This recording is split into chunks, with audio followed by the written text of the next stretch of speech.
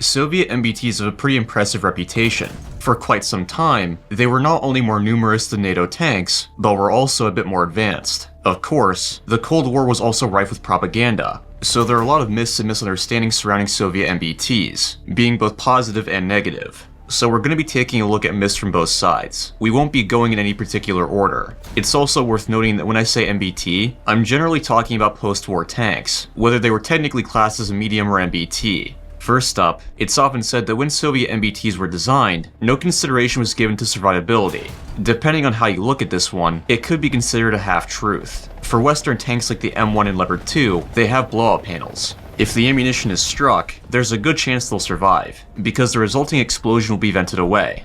Soviet MBTs have no measures like that. If the ammunition is struck, it almost always means there's a large explosion. Soviet tanks are famous for launching their turrets into the air. It is true that after the tank is penetrated, there are basically no survivability measures in place, but Soviet engineers took more of a proactive approach, rather than reactive. Statistically speaking, if you put the ammo low down in the hull, that's the safest layout you can have. By keeping the MBT as small as possible, you not only make it easier to transport and recover, but you can have thicker armor as well. Think of it this way, if you look at the survivability onion, they really emphasize the do not be penetrated part, and for a while it would have worked. I remember watching a film made for M60 crews. It was made when they were still using heat. When tasked with fighting a Soviet MBT, the advice given was basically this: just keep shooting low until it blows up. Doesn't exactly inspire confidence, does it? But NATO countries, especially the US, weren't going to let their forces be steamrolled. The US Army made rapid advances in anti-tank technology, to the point that they could reliably center mass the majority of Soviet MBTs.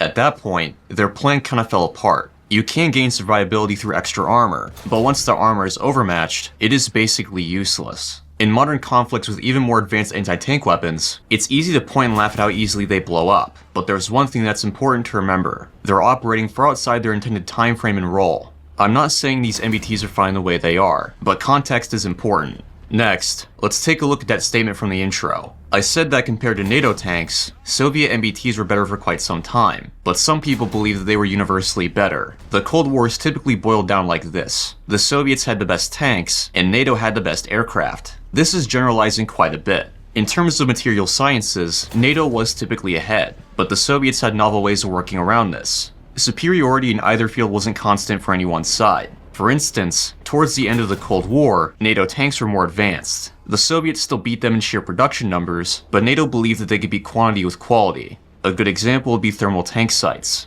With the M60A3 TTS, the US had the first thermal tank sight, and every M1 had a thermal sight right off the production line. The Soviets had prototypes with thermal sights, and did make a few production vehicles, but they had difficulty producing them in numbers. Russia still has that problem today. They purchased their sights from a French company. Soviet fire control systems were extremely advanced initially, but eventually, Western FCSs caught up and surpassed them.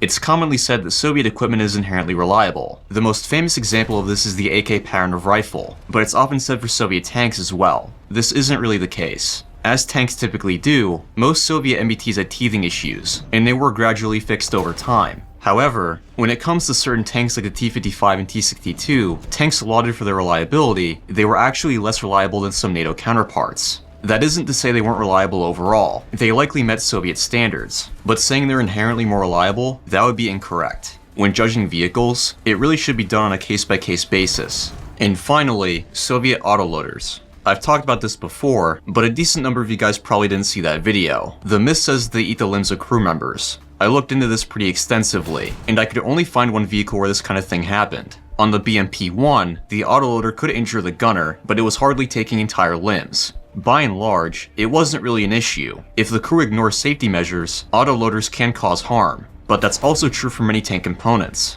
If you're manually loading around, having your thumb in the wrong place can make you lose it. Anyway, that's pretty much all I've got to say. If you guys have myths you want me to cover, leave it in a comment. As always, I hope you guys enjoyed the video, and I'll see you on the next one.